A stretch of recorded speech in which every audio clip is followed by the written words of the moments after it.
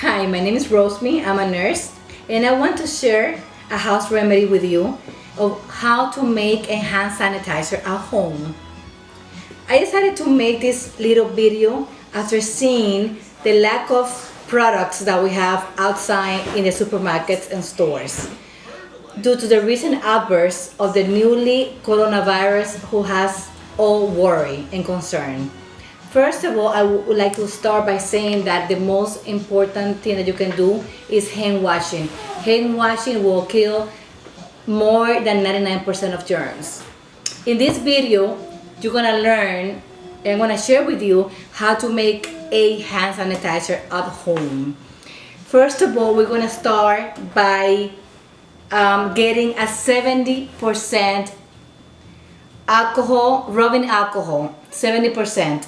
We're gonna be using aloe vera, which is pure, no color added. In my case, I use this because I have kids that have allergies, and I don't use any products with anything, any fragrance or anything added. I'm gonna use a container. We're gonna label hand sanitizer. That way, everybody knows at home that there's something in there and they don't use it. You're gonna label hand sanitizer. We're gonna use a funnel, make at home of course. We're gonna use a spoon in 2 containers. So we're gonna first pour. I lost that. It's okay. We're gonna do 2/3 of a cup here in the measuring cup right here. Again, it's a rubbing alcohol, 70%. I'm gonna put it right here. We're gonna pour this in the bigger cup right here, and then the aloe vera we're gonna use 1/3 of a cup. Yes. Again, you can use any color. We're gonna pump this with a lot of patience because it's a little gooey. So let's see. We're gonna make this 1/3 of a cup. So we need to add a little more. So we're gonna keep pumping until we get there. Again, this is very simple and you can make this at home. You can show your family members how to do it also. That way they don't have to go crazy to the stores, and at the end they're not gonna find any products because everybody goes crazy. Let's see, 1/3. Let's add a little more consistency. Okay, right here. Okay, right here. So we're gonna add this to the bigger cup. Okay. At the end of the mix, you can always add some kind of essence or aroma. If you don't like the smelly alcohol, in my case, I do like it. So at the end, you can add 4 to 6 little drops of either violets, essence, or any kind that you like. It's at your choice.